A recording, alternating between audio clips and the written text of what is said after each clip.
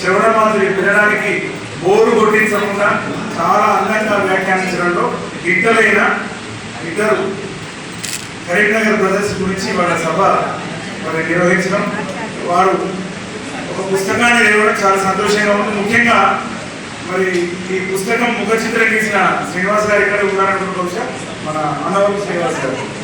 ఇందులో మా రమణ మైకులు ఒకటే చెప్పినట్టు కింద కలర్ కూడా ఉన్నది.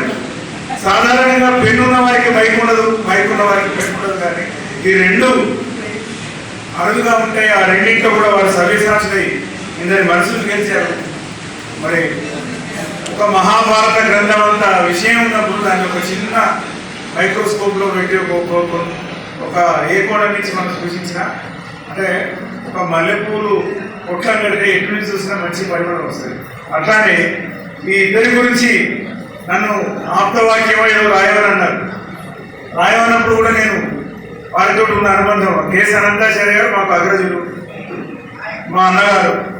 వారి ఇంట్లో నేను 100,000 సార్లు గోపాల్ గారు కూడా స్వయంగా చూశాను మాట్లాడుతూ చిన్నప్పటి నుంచి. వాళ్ళిద్దరి సభల్లో చాలా 100,000 సభల్లో పాల్గొన్నాను.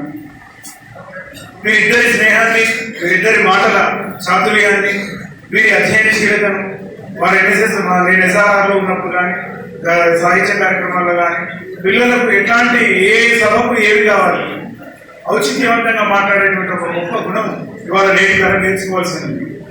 ఒక వాక్యం మాట్లాడాలంటే అంటే కవిగా వ్యాఖ్యానగా ఉండే తేడా ఏంటంటే అనేక పుస్తకాలను అలవోకగా జ్ఞాపకం చేసుకుని సందర్భోచితంగా వ్యాఖ్యానం చేసి అటు ఇటు వేవరీగా ఉన్నటువంటి సభను తమ నియంత్రణలోకి తెచ్చుకొని ఆ సభను ఒక రంజకంగా శ్రోతలకు ఆనందంగా తీర్చిదిద్దడంలో ఇంటి ముందు ఒక అందమైన రంగవల్లితో తీర్చిదిద్దే ఒక సంక్రాంతి ముగ్గేసి ఎంత కష్టమో చాలా కలర్ఫుల్ గా ప్రతి ఒక్క సభను అంత నిండుగా తీర్చిదిద్దేటువంటి ఒక గొప్ప మరి సృజనకారులు ఇద్దరు కూడా.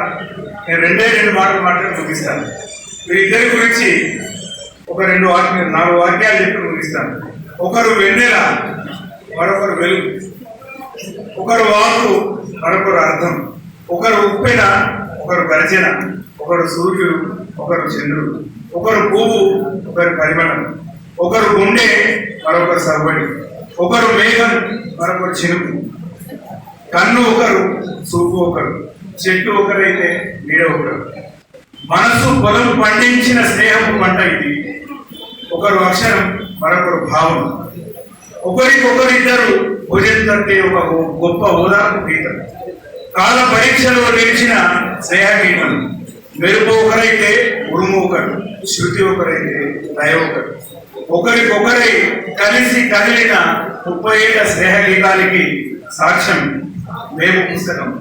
మరి దీన్ని ఇంకొక మిత్రుడు ఈ వేదిక అధ్యక్షులు విశ్వంబరులో చాలా గొప్ప వ్యాసం కూడా రాశారు. నాకు అన్నింటికన్నా ఒక సంతోషకరమైన విషయం ఏంటంటే ఈ పుస్తకాన్ని అంకితం తీసుకున్నది కూడా మా ఆత్మీయ మిత్రుడు శ్యాంప్రసాద్ గారు కావడం.